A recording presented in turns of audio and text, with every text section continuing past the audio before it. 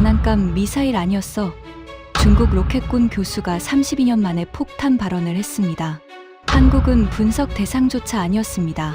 그 한마디에 베이징 국방대학교가 발칵 뒤집어졌습니다. 탄두 9톤, 속도 마하 12, 배치 수량 1100발. 중국 방공망 시뮬레이션 결과 요격 가능한 미사일은 단 78발이었습니다. 나머지 1022발은 막을 수 없었죠. 중국 로켓군이 32년간 숨겨왔던 치명적 맹점, 그 충격적인 전말을 지금 공개합니다.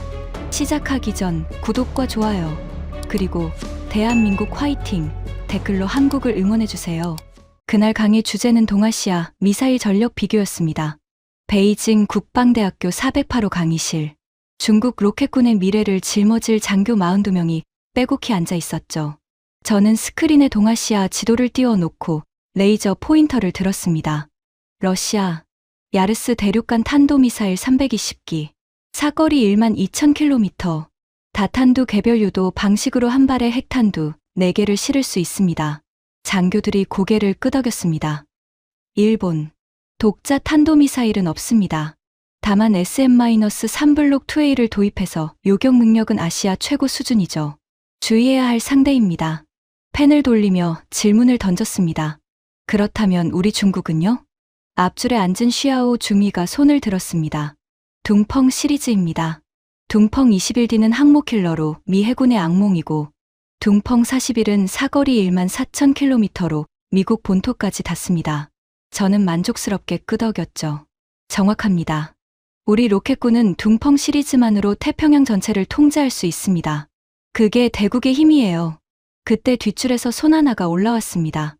리쯔안 소이였죠. 이 친구는 항상 엉뚱한 질문을 하는 녀석이었습니다. 교수님, 한국은요? 한국 미사일은 안 다루십니까? 강의실에 웃음이 번졌습니다. 저도 입꼬리가 올라갔죠.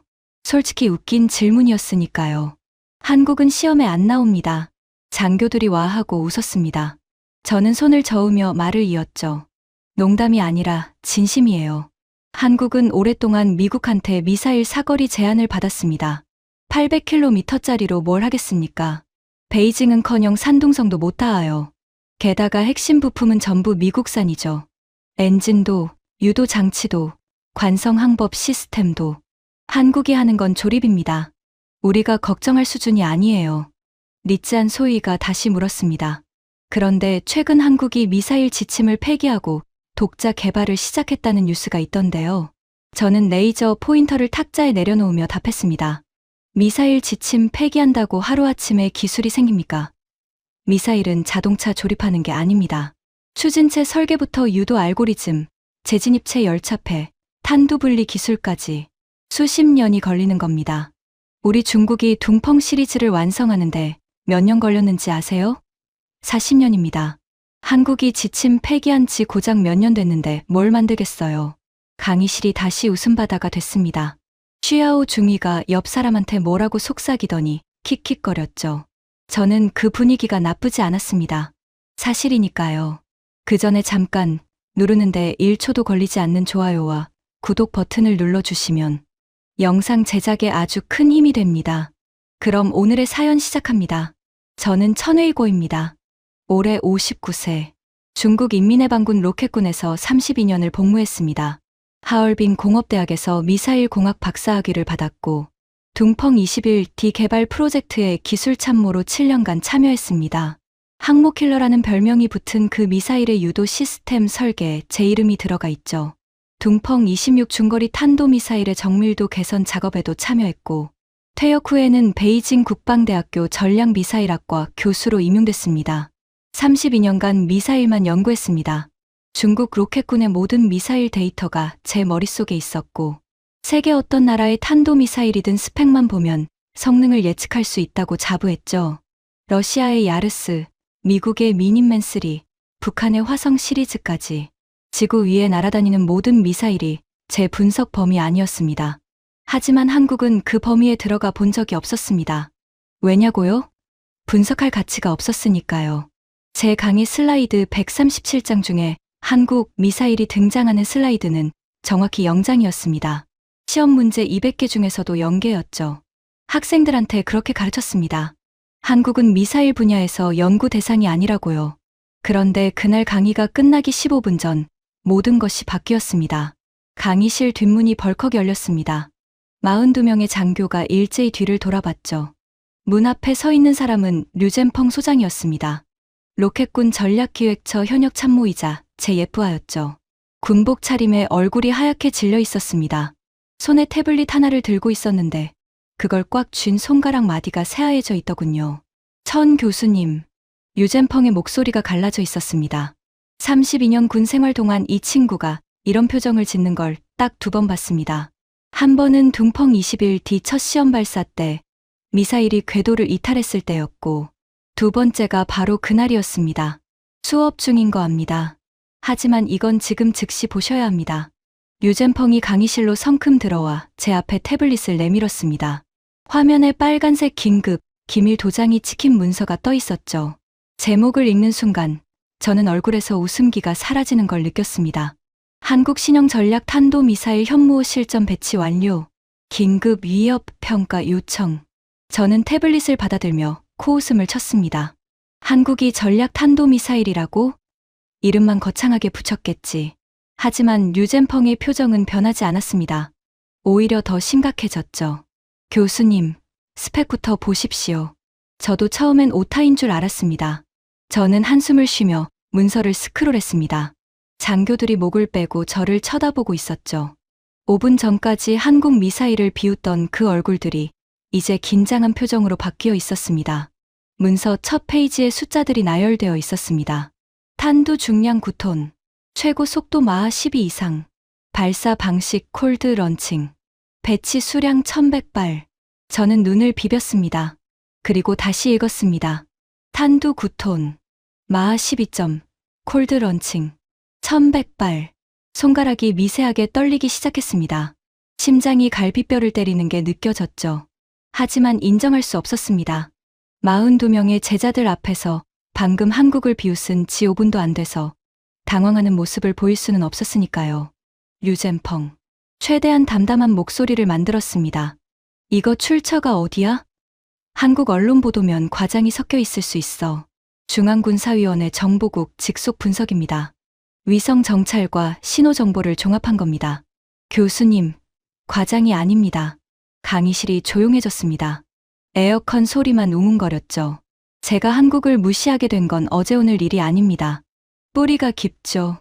아버지 천지창은 인민해방군 27군 소속이었습니다. 한국전쟁에 참전한 사람이죠.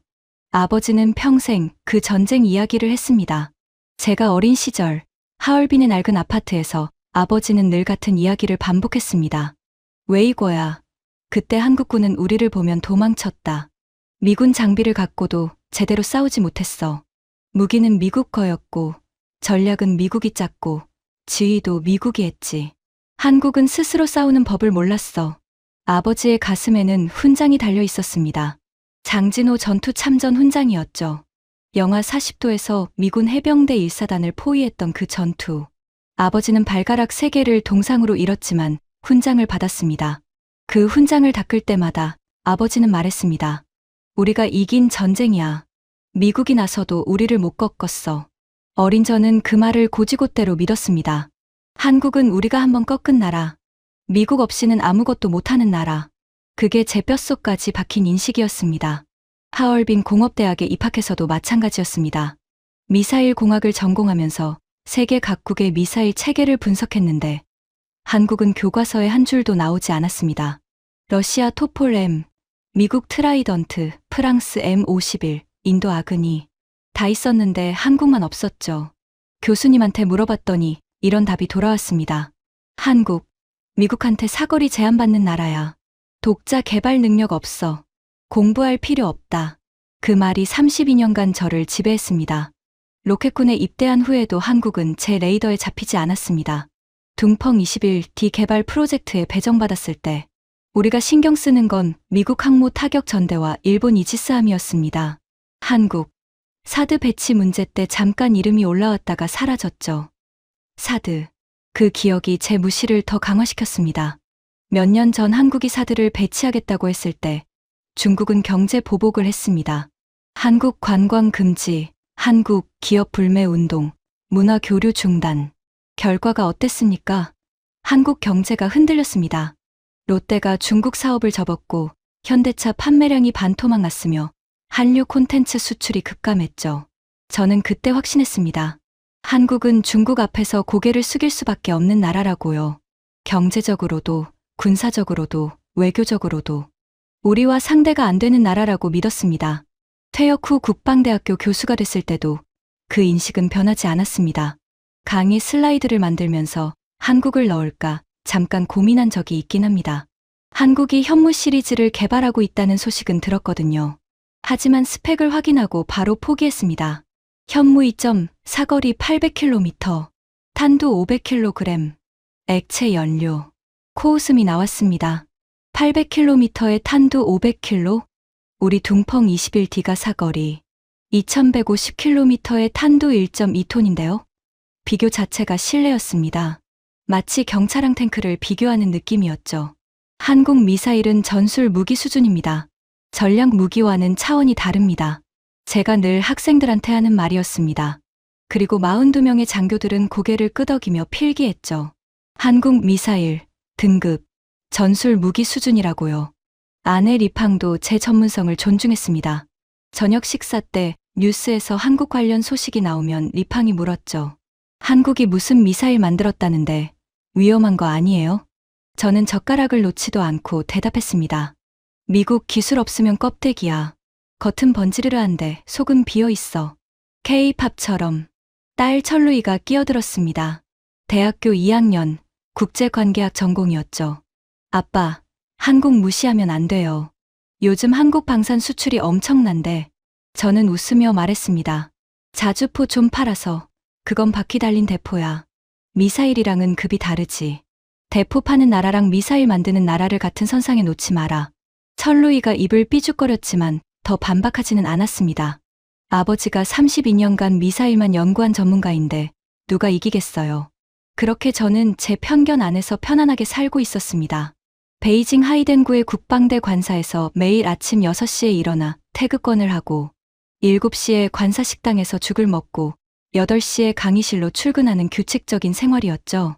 오후에는 둥펑 시리즈 교재 원고를 교정하거나 대학원생들 논문을 지도했습니다. 저녁에는 마윈성 학과장과 차를 마시며 국제 정세를 토론했고요. 마윈성 학과장은 63세의 젠 로켓군 중장이었습니다. 저보다 선배였고 둥펑 41 프로젝트를 총괄한 전설적인 인물이었죠. 우리는 보이차를 마시며 이런 대화를 나눴습니다.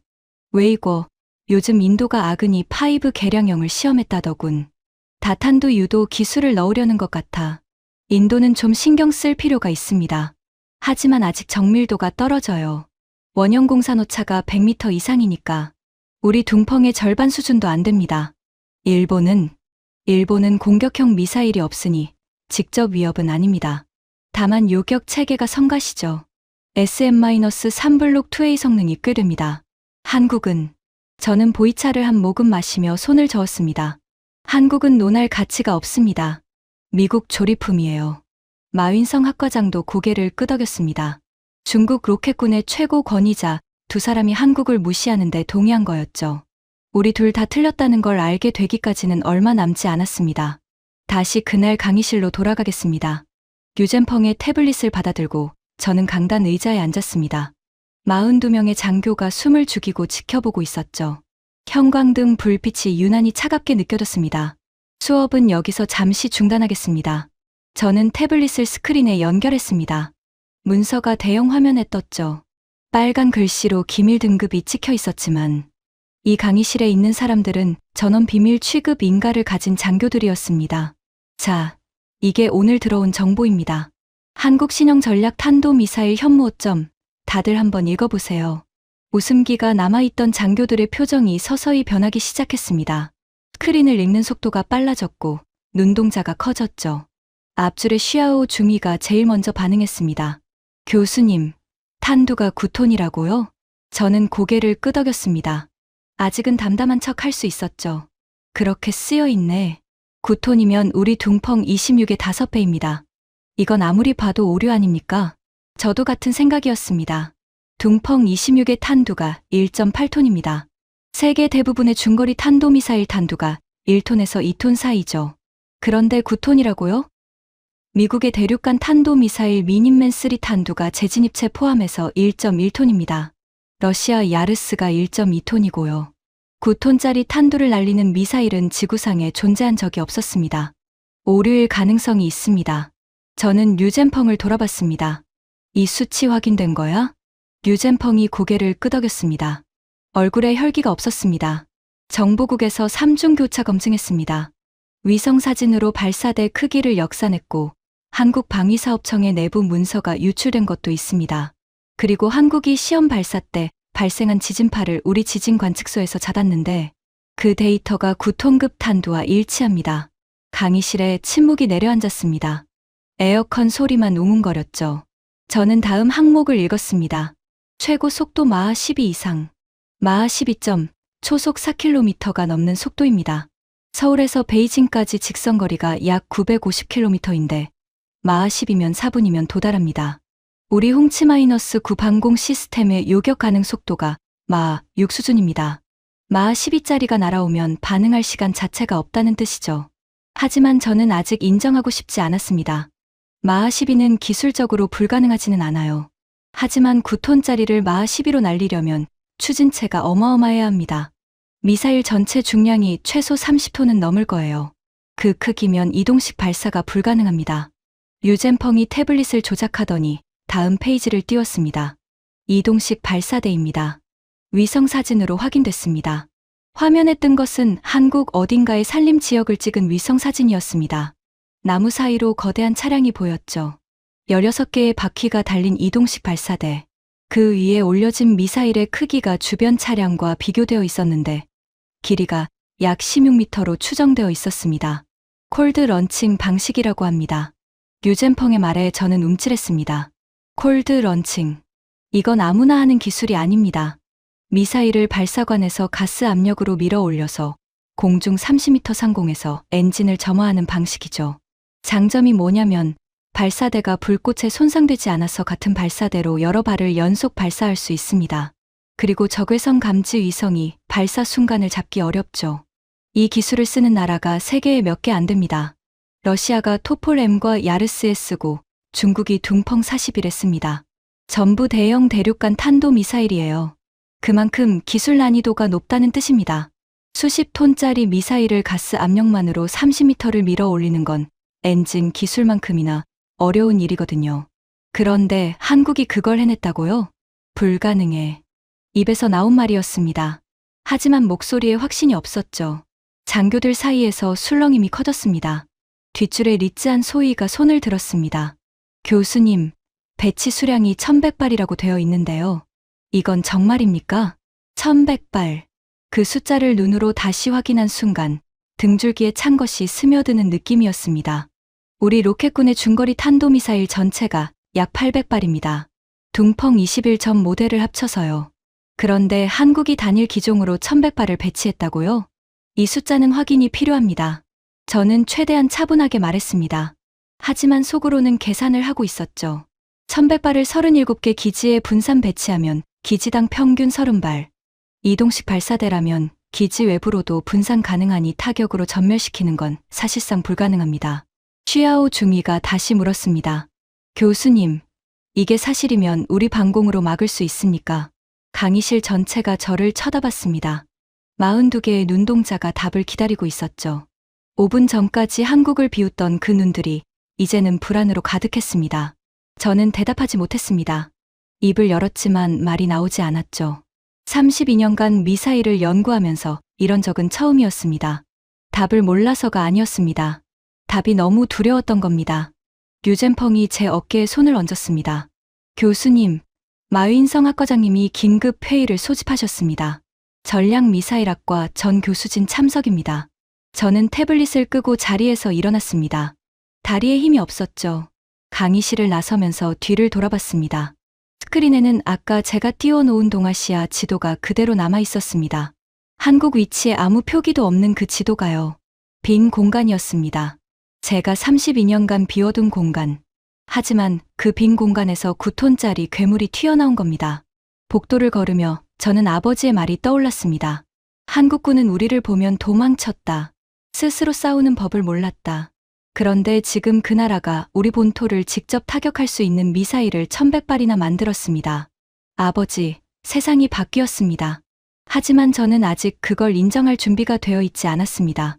마윈성 학과장의 집무실은 국방대학교 본관 5층 끝에 있었습니다.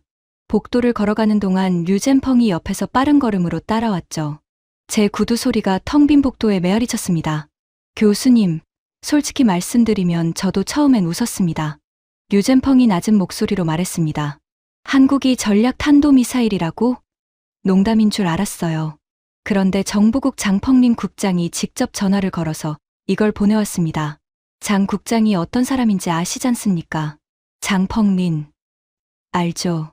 중앙군사위원회 정보국 국장. 평생을 군사정보 분석에 바친 사람이고 헛소리를 할 인물이 아닙니다. 그 사람이 직접 보냈다면 농담이 아니라는 뜻이었죠. 마윈성 학과장의 집무실 문을 열자 이미 교수 5명이 앉아 있었습니다.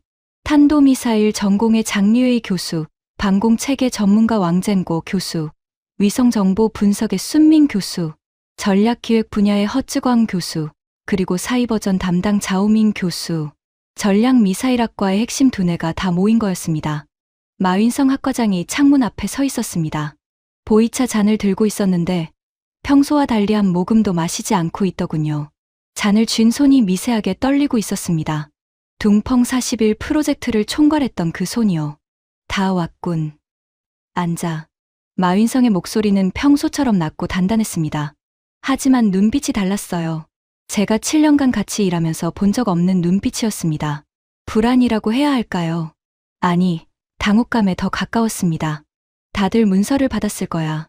한국 현모점 탄두 9톤, 마하 12 콜드 런칭, 배치 1100발. 이게 오늘 논의할 내용이다. 장류의 교수가 먼저 입을 열었습니다. 50대 중반의 탄도미사일 전문가로 성격이 불같은 사람이었죠. 학과장님, 이건 분명히 정보 오류입니다. 9톤짜리 탄두를 마하 12로 날리는 미사일을 이동식으로 운용한다고요? 물리적으로 말이 안 됩니다. 추진체 대탄두 비율을 계산해보면 미사일 총중량이 최소 36톤이에요. 이걸 차량에 싣고 돌아다닌다고요? 러시아 야르스가 49톤인데 16축 특수 차량을 쓰거든요. 그 차량 기술만 해도 수십 년이 걸렸습니다. 저도 동의하며 끼어들었습니다. 장 교수 말이 맞습니다.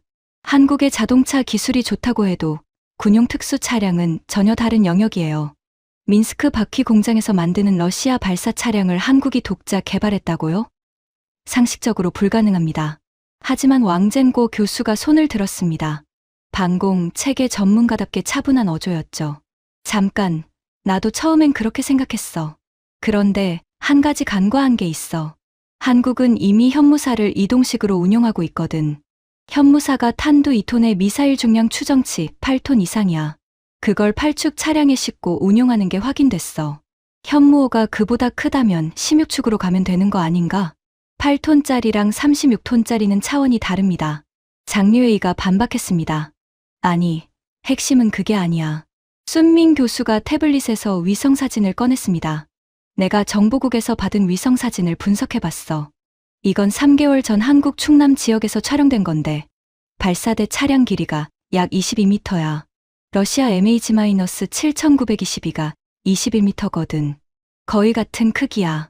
한국이 이 급의 특수 차량을 만들었다는 건데 현대로템이 K-2 전차의 파워팩을 독자 개발한 거 알지? 1500마력짜리. 독일 MTU도 못 만든 걸 한국이 해낸 거야. 특수 차량도 못 만들 이유가 없어. 회의실이 술렁거렸습니다. 저는 손을 저었죠. 잠깐, 파워팩이랑 미사일 발사 차량은 완전히 다른 기술입니다. 전차 엔진 만드는 것과 수십 톤짜리 미사일을 싣고 비포장도로를 달리는 차량을 만드는 건 같은 자동차 기술이 아니에요. 하지만 한국이 못 만든다는 증거도 없잖아. 순밍의 반박에 저는 입을 다물었습니다. 맞는 말이었거든요. 우리는 한국을 너무 오래 무시해서 실제로 한국이 뭘 할 수 있고 뭘 못하는지 분석한 적이 없었습니다. 마윈성 학과장이 보이차 잔을 탁자에 내려놓았습니다. 쓸데없는 가능 불가능 논쟁은 그만하자. 정보국이 3중 검증한 걸 우리가 여기서 가능하니 불가능하니 따져봤자 의미 없어. 이미 만들었다는 전제로 위협 평가를 하는 게 우리 일이야. 그 한마디에 회의실이 조용해졌습니다. 웨이고. 학과장이 저를 봤습니다. 자네가 제일 먼저 답해. 탄두 구톤의 의미가 뭔가? 저는 침을 삼켰습니다. 32년간 미사일만 연구한 사람으로서 그 질문의 답은 알고 있었습니다. 하지만 입 밖으로 꺼내기가 두려웠죠. 탄두 구톤은 벙커버스터 개념입니다. 말을 시작하자 목소리가 떨리는 걸 느꼈습니다. 미국의 GBU-57 대형 관통 폭탄이 약 13.6톤입니다. 지하 60m 강화 콘크리트를 관통하도록 설계됐죠. 한국의 9톤 탄두가 같은 원리라면 마하 12의 운동, 에너지까지 합쳐서 지하 수십 미터의 지하 시설을 직접 타격할 수 있습니다. 회의실 온도가 갑자기 내려간 것 같았습니다. 난방이 돌아가고 있었는데도 등줄기가 서늘했죠. 우리 로켓군 지하 기지가 지하 몇 미터에 있지? 마윈성의 질문이었습니다. 아무도 대답하지 않았습니다. 기밀이기도 했지만 답을 아는 사람들의 얼굴이 창백해진 게 보였습니다. 계속해, 웨이고. 마하 10이라는 속도도 문제입니다. 초속 4km가 넘으면 재래식 탄두도 운동 에너지만으로 핵무기에 버금가는 파괴력을 냅니다. 정확히 말하면 운동 에너지가 TNT 수백 톤급에 달합니다. 핵탄두가 없어도 전략 타격이 가능하다는 뜻이에요. 장리웨이 교수의 얼굴이 굳었습니다. 5분 전에 정보 오류라고 주장하던 사람이 이제는 한마디도 못하고 있었죠. 그리고 1100발이라는 수량. 저는 숨을 고르며 말을 이었습니다.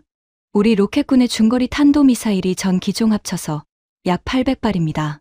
한국이 단일 기종으로 그보다 많은 1100발을 배치했다면 순수 물량에서도 우리가 열세입니다.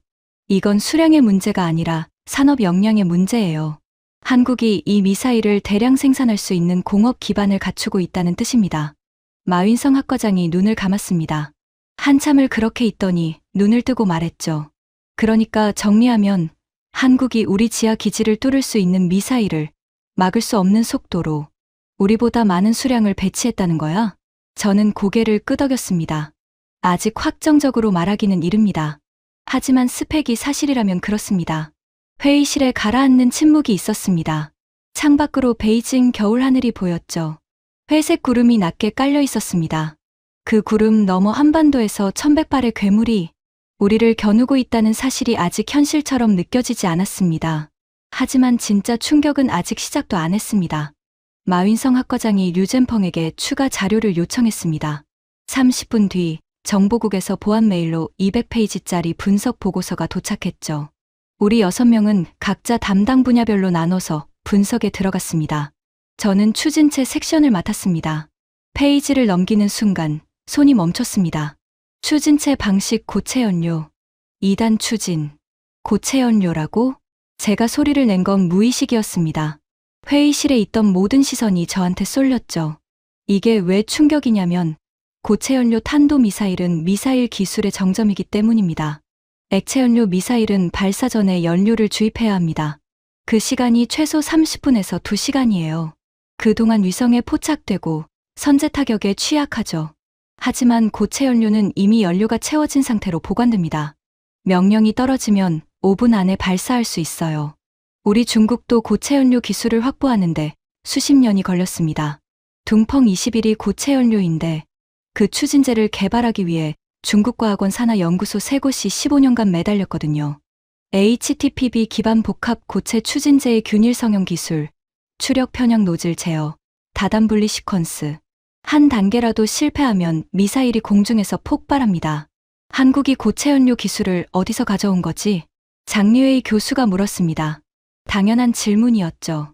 미국에서 기술 이전을 받았을 거라는 게 상식적인 추론이었습니다. 저는 보고서를 더 읽었습니다. 그리고 눈이 커졌죠. 미국 기술이 아닙니다. 여기 나와 있습니다. 한국은 우주발사체 누리호를 독자 개발하면서 축적한 기술을 미사일에 전용했다고 합니다. 누리호 3단 엔진이 고체 연료 킥모터였는데 그 기술을 확장해서 대형 고체 추진체를 만든 겁니다. 장리웨이가 고개를 저었습니다. 말도 안 돼. 우주발사체 기술이랑 탄도미사일 기술은 비슷해 보여도 전혀 달라. 추진제 조성도 다르고 연소 프로파일도 다르고. 하지만 기초 공정은 같습니다. 순민 교수가 끼어들었죠. 고체 추진제를 대형 케이싱에 균일하게 충전하는 기술. 그레인 설계, 점화 시퀀스 제어. 이 핵심 기술들은 우주발사체와 탄도미사일이 공유합니다. 한국이 누리호를 여러 차례 성공시키면서 이 기술을 완성한 거예요. 저는 가슴이 답답해졌습니다. 누리호, 한국의 우주발사체. 뉴스에서 봤을 때는 코웃음 쳤었거든요. 로켓 하나 쏘는데 난리를 치더라 했는데 그게 미사일 기술의 기반이었다니요. 보고서를 더 읽었습니다. 그리고 또 한 번 충격을 받았죠. 한국 국방과학연구소, 일명 ADD. 이 기관이 현무 시리즈 전체를 개발했는데 연구 인력이 약 3,500명이라고 합니다. 그중 미사일 관련 핵심 인력이 600명 이상이고 이들의 평균 경력이 18년이에요. 18년이면 거의 한 세대를 미사일에만 바친 겁니다. 3,500명. 왕젠고 교수가 혀를 찼습니다. 우리 로켓군 연구 인력이 2만 명이 넘는데 3,500명으로 이런 걸 만들었다고? 그게 더 무서운 겁니다. 제 입에서 나온 말이었습니다. 스스로 놀랐죠. 우리보다 6분의 1 인원으로 우리에 필적하는 미사일을 만들었다면 인당 생산성이 우리의 6배라는 뜻입니다. 이건 인력의 문제가 아니라 효율의 문제예요. 말하면서도 믿기 어려웠습니다. 32년간 한국을 미사일 분야의 아마추어로 봐왔는데 아마추어가 프로보다 효율적이라고요? 허쯔광 교수가 입을 열었습니다. 전략기획 전문가답게 다른 각도에서 접근했죠. 추진체보다 더 중요한 게 있어. 유도 시스템이야.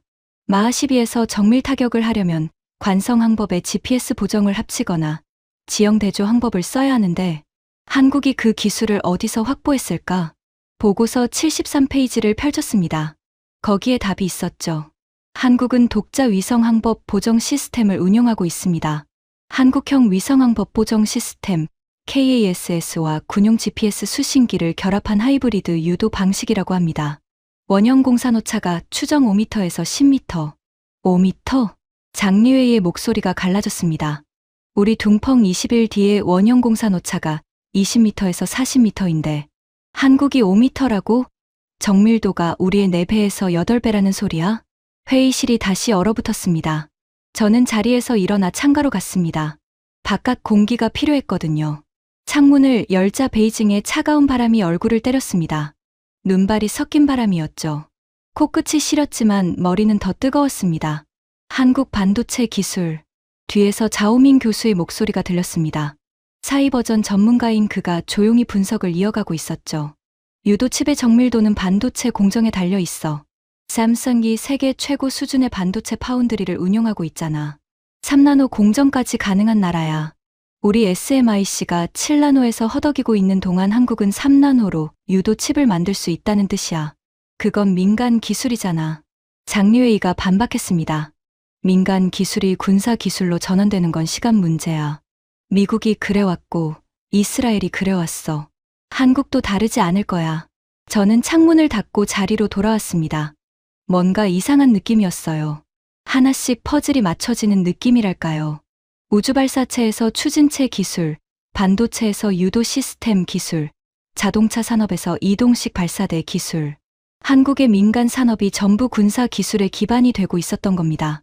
그런데 우리는 한국의 민간 기술만 보고 군사적 위협을 무시했어요. 삼성이 반도체를 만든다고 해서 미사일 유도 칩을 만들 거라고는 생각 못했고, 현대가 자동차를 만든다고 해서 미사일 발사 차량을 만들 거라고는 상상도 못했습니다. 우리가 한국을 완전히 잘못 봤어. 마윈성 학과장이 처음으로 약한 목소리를 냈습니다. 둥펑 41 프로젝트를 총괄한 중장 출신의 그 사람이요. K-팝이랑 드라마만 보면서 한국을 문화 수출국으로만 분류했어. 기술 수출국이기도 하다는 걸 간과한 거야. 저는 아무 말도 할 수 없었습니다. 왜냐하면 그게 정확히 제가 한 실수였으니까요. 회의가 3시간째로 접어들었을 때 류젠펑이 추가 정보를 가져왔습니다. 이번에는 해외 반응 보고서였죠. 일본 방위성의 내부 평가서가 입수됐습니다. 류젠펑이 스크린에 문서를 띄웠습니다. 일본어로 된 문서였는데 중국어 번역이 첨부되어 있었죠. 제가 한 가지 짚어드리면 우리 입장에서 일본은 한국과 경쟁 관계에 있는 나라입니다. 역사적으로도 그렇고 지정학적으로도 그렇죠. 동아시아에서 한일 관계는 시쳇말로 앙숙에 가깝습니다. 그래서 저는 일본이 한국 미사일을 깎아내릴 거라고 예상했어요. 한국의 군사력 강화는 일본에도 위협이니까요. 하지만 일본 방위성의 평가는 제 예상과 정반대였습니다. 한국의 현무호 체계는 동북아 재래식 전략, 균형을 근본적으로 변화시키는 게임 체인저급 무기 체계로 평가된다. 일본 자위대의 현행 미사일 방어 체계로는 대응이 극히 제한적이며 동맹국과의 협력 확대가 시급하다. 일본이 한국 미사일을 게임 체인저라고 평가했다고? 장류의 교수가 의자에서 벌떡 일어났습니다. 일본이 한국 편을 드는 거야? 편을 드는 게 아니라 현실을 인정하는 겁니다. 왕젠고 교수가 차분하게 말했습니다. 일본은 미사일 공학에서 우리만큼이나 수준이 높은 나라야. 우주항공 기술도 세계 3위권이고 그런 일본이 한국 미사일을 게임 체인저라고 평가했다면 그건 객관적 분석이지 정치적 발언이 아니야. 저는 고개를 떨궜습니다. 일본의 평가가 아프게 와닿았거든요. 경쟁자인 일본조차 인정하는 한국 미사일을 우리가 장난감 취급하고 있었다니요. 류젠펑이 추가 자료를 띄웠습니다. 유럽 쪽 반응도 있습니다. 영국 왕립합동군사연구소 RUSI의 분석 보고서입니다. RUSI, 세계에서 가장 오래된 독립안보 싱크탱크죠. 영국군의 두뇌라고 불리는 기관입니다. 그들의 평가가 스크린에 떴습니다. 한국의 재래식 전략 타격 체계는 비핵 국가 중 세계 최고 수준에 도달했다. 특히 현무호의 벙커버스터 능력은 미국의 LRASM과 비견되며 고체 연료 기반 신속 발사 능력은 러시아의 이스칸데르를 능가한다. 러시아 이스칸데르를 능가한다고? 허쯔광 교수가 반복했습니다. 믿기 어렵다는 표정이었죠. 이스칸데르는 러시아의 자랑입니다. 사거리 500km의 단거리 탄도미사일로 우크라이나 전쟁에서 엄청난 위력을 증명했죠. 미국도 이스칸데르를 세계 최고의 전술 탄도미사일로 인정합니다. 그런데 한국 미사일이 이스칸데르를 능가한다고요? RUSI가 헛소리하는 기관은 아니잖아. 순민 교수가 말했습니다. 영국은 한국과 특별한 이해관계가 없어. 중립적 입장에서 분석한 거야. 그런데 비핵 국가 중 세계 최고라고 했어. 세계 최고. 그 단어가 회의실에 울려 퍼졌습니다. 세계 최고. 저는 의자 등받이에 기대며 눈을 감았습니다. 32년간 미사일을 연구하면서 세계 최고라는 말은 늘 미국, 러시아, 중국에만 붙었습니다. 한국에 그 수식어가 붙는 건 상상조차 해본 적이 없었어요. 하지만 충격은 끝나지 않았습니다. 류젠펑이 마지막 자료를 꺼냈거든요. 폴란드 국방부 조달 보고서입니다. 폴란드? 네. 폴란드가 한국에서 천무 다연장 로켓을 도입했다는 건 아시죠? 그런데 천무 계약 부속 조항에 미사일 기술 협력이 포함되어 있었습니다. 폴란드가 한국 미사일 기술의 일부를 자국 방어에 적용하려는 거예요. 나토 회원국이 한국 미사일 기술을 도입한다고? 장류의 교수의 얼굴이 벌겋게 달아올랐습니다. 그게 사실이면 한국 미사일 기술이 나토 표준에 편입되는 거잖아. 그건 단순히 한국의 문제가 아니라 나토 전체의 문제가 돼. 마윈성 학과장이 천천히 일어났습니다. 창가로 걸어가더니 밖을 내다봤죠. 정리하자. 일본이 인정했다. 영국이 인정했다.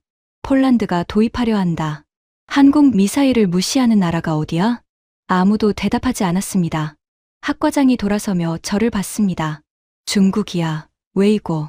한국 미사일을 무시하는 나라는 우리밖에 없어. 그 말이 가슴에 못 박히듯 박혔습니다. 그날 밤 11시. 회의는 끝나지 않았습니다. 마윈성 학과장이 왕젠고 교수에게 방공 요격 시뮬레이션을 지시했거든요. 왕젠고 교수는 방공 체계의 대가였습니다. 홍치-9, 홍치-22 S400까지 중국이 운용하는 모든 방공 시스템의 성능 데이터를 머릿속에 넣고 있는 사람이었죠. 그가 노트북을 꺼내 시뮬레이션 프로그램을 실행했습니다. 시나리오를 설정하겠습니다. 왕젠고가 파라미터를 입력했습니다.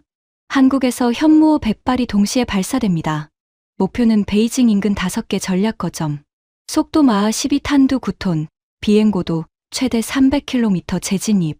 우리 방공 자산은 베이징 방공사령부의 홍치-9 6개 대대, S400 2개 대대, 홍치-22 4개 대대, 총 요격 미사일 약 480발. 스크린에 시뮬레이션 화면이 떴습니다. 한반도에서 붉은 점 100개가 동시에 발사됐죠. 포물선을 그리며 베이징 방향으로 날아갑니다. 중국 방공망에서 파란 점들이 올라갔습니다. 요격 시작. 파란 점들이 붉은 점을 향해 날아갔습니다. 화면에 숫자가 뜨기 시작했죠. 요격 성공률 11.3%, 11%. 제가 소리쳤습니다. 맞습니다. 마하 12 표적에 대한 홍치-9의 단발, 요격 확률이 약 12%입니다. S400이 좀 낮지만 그래도 18% 수준이에요. 다중 요격을 해도 100발 중 89발은 방공망을 뚫고 들어옵니다. 89발이 뚫린다고? 네. 그리고 89발의 9톤 탄두가 지상에 충돌하면 5개 전략 거점은 사실상 기능을 상실합니다. 회의실이 얼어붙었습니다. 장류의 교수가 먼저 입을 열었죠. 500발이면 왕젠거가 파라미터를 수정했습니다. 500발 동시 발사. 우리 요격 미사일 480발 전량 투입해도 최대 54발 요격. 나머지 446발이 도달합니다. 1100발 전량이면 마윈성 학과장의 목소리는 이미 건조해져 있었습니다. 왕젠거가 숫자를 입력했습니다. 화면에 1100개의 붉은 점이 한반도에서 동시에 솟아올랐죠. 중국 방공망의 파란 점들이 필사적으로 올라갔지만 붉은 점의 10분의 1도 잡지 못했습니다.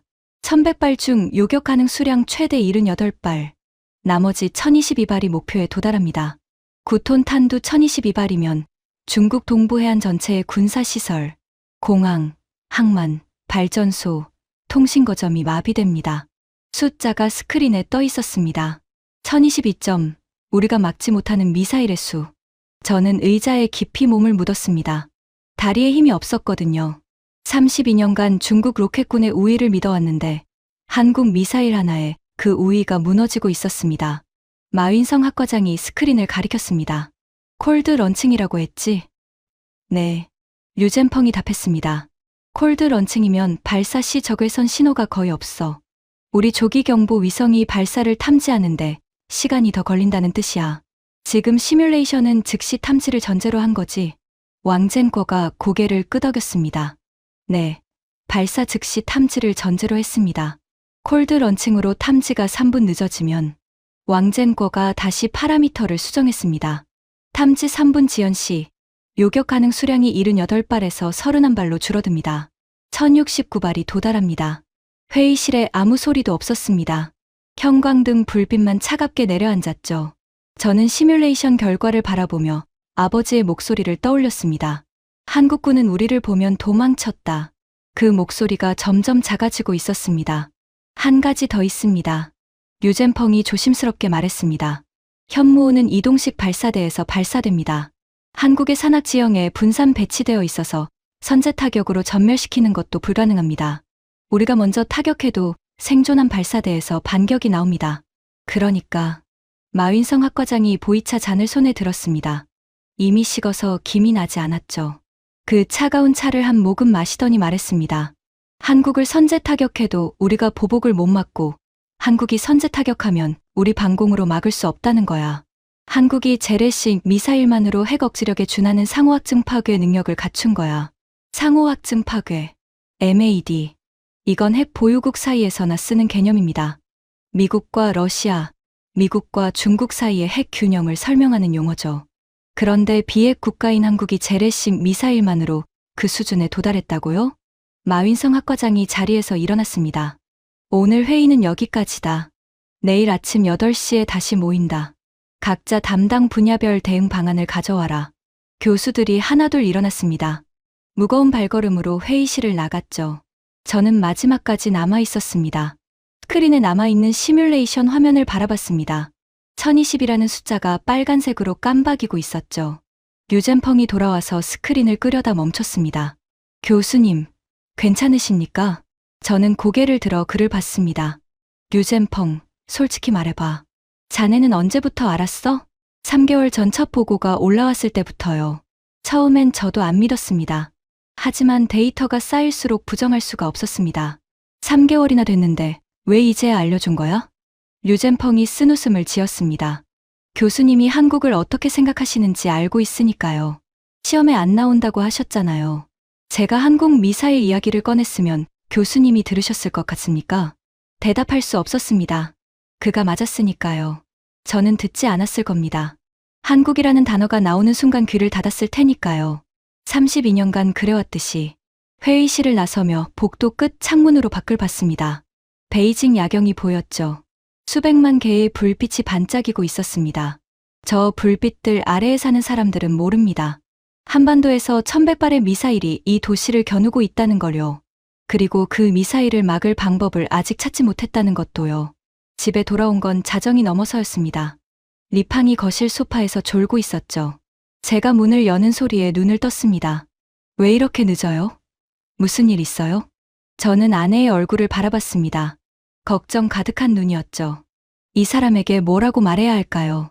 오늘 하루 동안 제 32년 경력의 기반이 흔들렸다고? 한국이라는 나라를 완전히 잘못 판단하고 있었다고? 별일 아니야. 회의가 좀 길었어. 거짓말이었습니다. 별일이었죠. 아주 큰일이었습니다.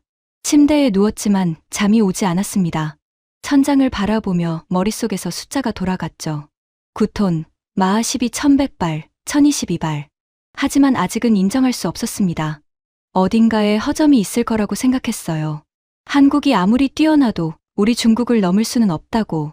14억 인구의 대국을 5천만 인구의 소국이 위협할 수는 없다고. 그런데 내일 아침 그 마지막 희망마저 무너지게 됩니다. 다음 날 아침 8시 회의실에 다시 모였습니다. 하지만 분위기가 어젯밤과 완전히 달랐죠.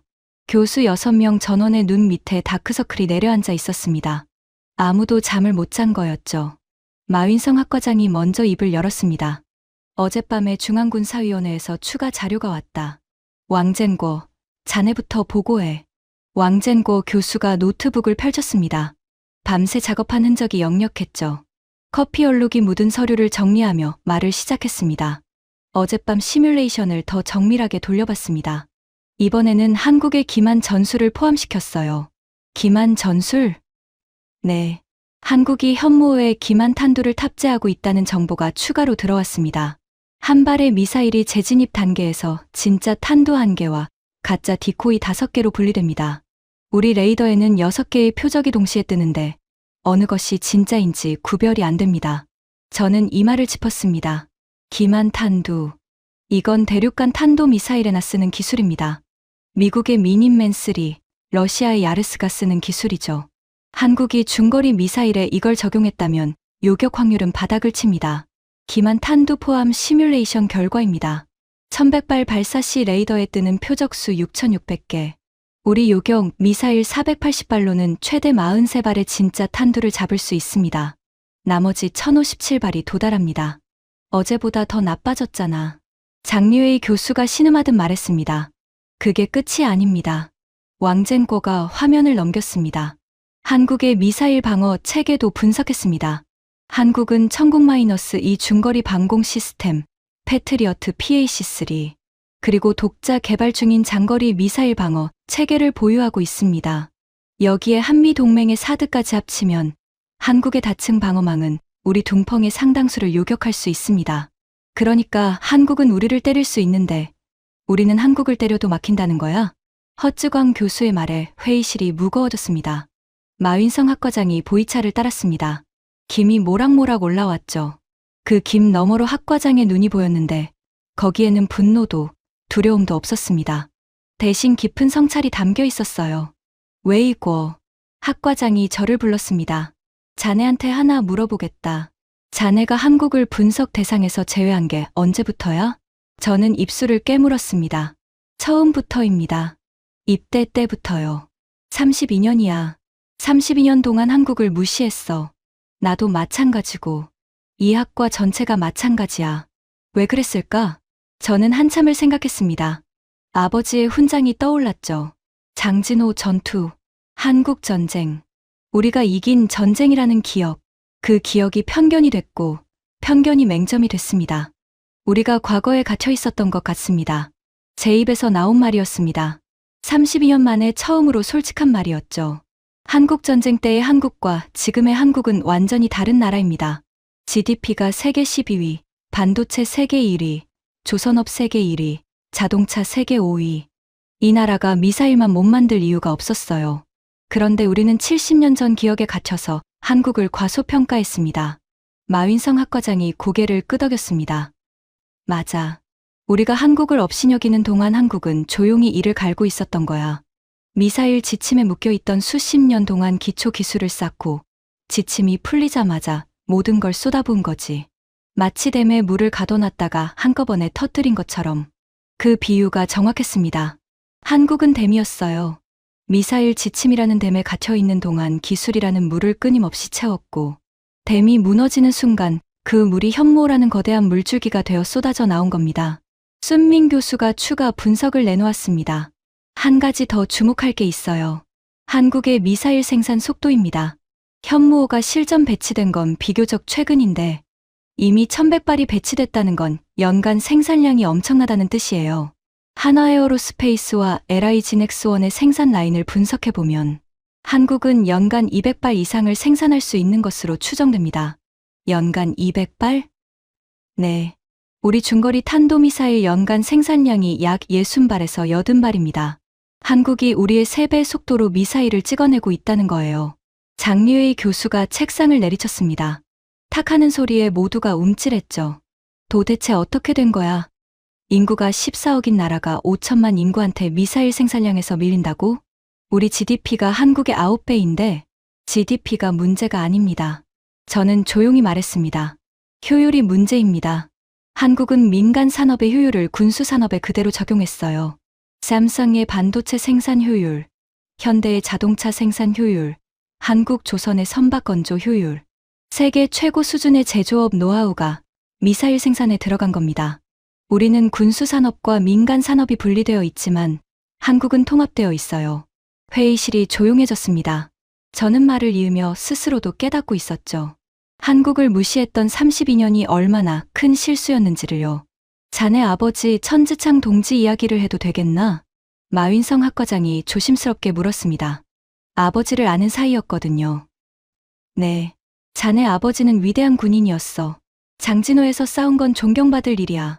하지만 그 전쟁의 기억이 자네의 눈을 가린 건 사실이야. 70년 전에 한국은 전쟁의 폐허 위에 서 있었어. 그런데 지금의 한국은 세계 6위 군사비를 투입하는 기술 강국이야. 우리가 아버지 세대의 눈으로 손자 세대의 한국을 보고 있었던 거야. 눈시울이 뜨거워졌습니다. 아버지에 대한 존경이 한국에 대한 편견으로 변해버린 거였죠.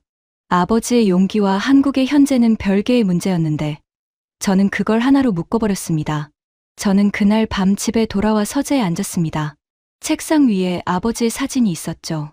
군복을 입고 훈장을 단 젊은 시절의 아버지. 저는 그 사진을 바라보며 마음속으로 편지를 썼습니다.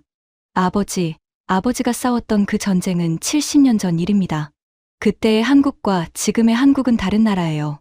전쟁의 폐허에서 일어나 세계 12위 경제 대국이 됐고, 이제는 우리 본토를 직접 위협할 수 있는 미사일을 만들었습니다. 아버지가 그때 꺾었다고 생각한 나라가 70년 만에 우리보다 더 날카로운 칼을 들고 일어선 거예요. 아버지를 탓하는 게 아닙니다. 아버지의 용기는 진짜였어요. 하지만 그 용기에 기대어 현실을 무시한 건 제 잘못입니다. 사진 속 아버지는 대답하지 않았습니다. 하지만 그 눈빛이 이해한다고 말하는 것 같았죠. 다음 주 월요일, 저는 408호 강의실에 다시 섰습니다. 42명의 장교가 앉아 있었죠. 지난 강의에서 한국 미사일 정보를 접한 그 장교들이었습니다. 스크린에 동아시아 지도가 떴습니다. 하지만 지난주와 달랐죠. 한국 위치에 빨간색 표기가 가득했습니다. 지난 강의에서 한국은 시험에 안 나온다고 했습니다. 장교들이 긴장한 눈으로 저를 쳐다봤습니다. 정정합니다. 한국은 이번 학기 시험의 핵심 문제입니다. 강의실의 작은 술렁임이 일었죠. 오늘부터 한국 미사일 체계를 본격적으로 다루겠습니다. 현무 시리즈 전체, 천궁 방공 시스템, 그리고 한국의 군수 산업 전반을요. 저는 첫 번째 슬라이드를 넘겼습니다. 한국은 우리가 무시해도 되는 나라가 아닙니다. 한국은 비핵 국가 중 세계 최강의 재래식 전략 타격 능력을 보유한 나라입니다. 이건 제 개인 의견이 아니라 일본 방위성, 영국 RUSI, 그리고 우리 정보국의 공통된 평가입니다. 장교들의 눈이 커졌습니다. 일주일 전에 한국을 비웃었던 교수가 한국을 세계 최강이라고 말하고 있으니까요.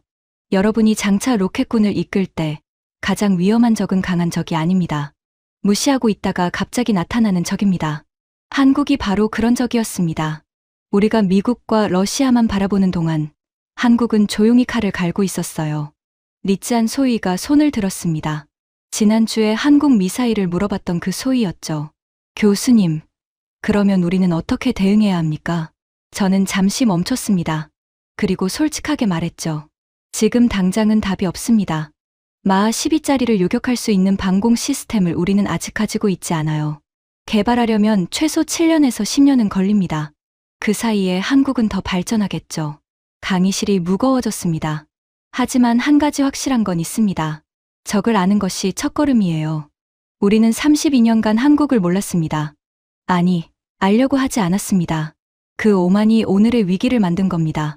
저는 스크린에 지도를 가리켰습니다. 이 지도를 보세요. 지난주까지 한국 자리는 비어 있었습니다. 제가 일부러 비워뒀죠. 분석할 가치가 없다고 판단했으니까요. 하지만 그 빈 공간이야말로 우리의 가장 큰 맹점이었습니다. 적을 비워두는 건 적이 없어서가 아니라 우리 눈이 멀었기 때문입니다. 취아오 중위가 필기를 하고 있었습니다. 지난주에 한국 미사일 탄두 9톤을 오류라고 했던 그 학생이 이제는 한마디도 빠뜨리지 않으려고 펜을 달리고 있었죠. 마지막으로 하나만 더 말하겠습니다. 저는 교탁을 잡고 42명의 얼굴을 하나하나 바라봤습니다. 군사력의 핵심은 무기가 아니라 의지입니다. 한국은 인구 5천만의 작은 나라입니다.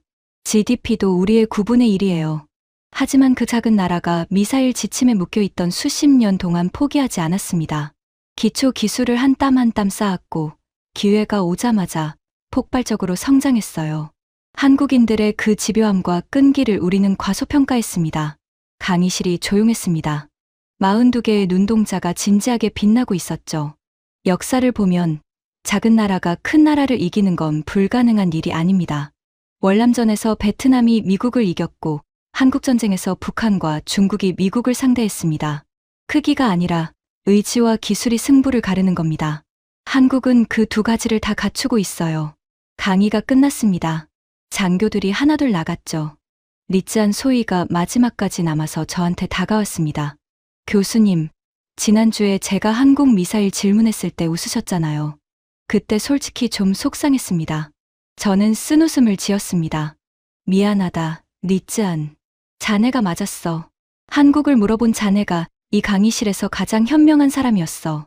리쯔안 소위가 경례를 하고 나갔습니다. 텅 빈 강의실에 혼자 남았죠. 스크린에는 새로운 동아시아 지도가 떠 있었습니다. 한국 위치의 빨간 표기가 빼곡한 그 지도. 저는 강의 슬라이드를 저장했습니다. 137장이던 슬라이드가 이제 162장이 됐죠. 새로 추가한 25장은 전부 한국에 관한 것이었습니다. 관사로 돌아가는 길에 마윈성 학과장과 마주쳤습니다. 학과장이 제 옆에 나란히 걸으며 말했죠. 웨이고, 어제 군사위원회에서 연락이 왔어. 한국 미사일 대응 전략 연구 프로젝트가 신설됐는데 자네를 프로젝트 책임자로 추천했어. 저요? 한국을 가장 무시했던 사람이 가장 절실하게 연구하지 않겠어? 자네만큼 동기부여가 강한 사람이 없을 거야. 저는 한참을 걸었습니다. 낙엽이 바스락거리는 교정이었죠. 겨울 햇살이 낮게 비치고 있었습니다.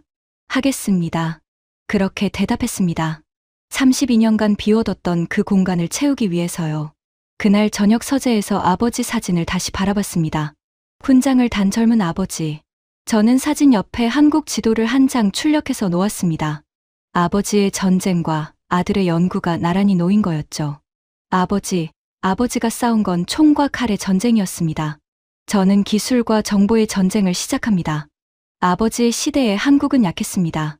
하지만 지금은 다릅니다. 약했던 나라가 강해진 건 수치가 아니라 당연한 결과입니다. 그걸 인정하는 것이 진정한 용기라고 생각합니다. 딸 철루이가 서재 문을 열고 들어왔습니다. 아빠, 뭐 해요? 한국 공부. 한국. 아빠가 장난감이라고 했던 그 미사일?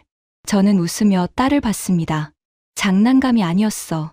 철루이가 눈을 크게 뜨더니 씩 웃었죠. 내가 그랬잖아요.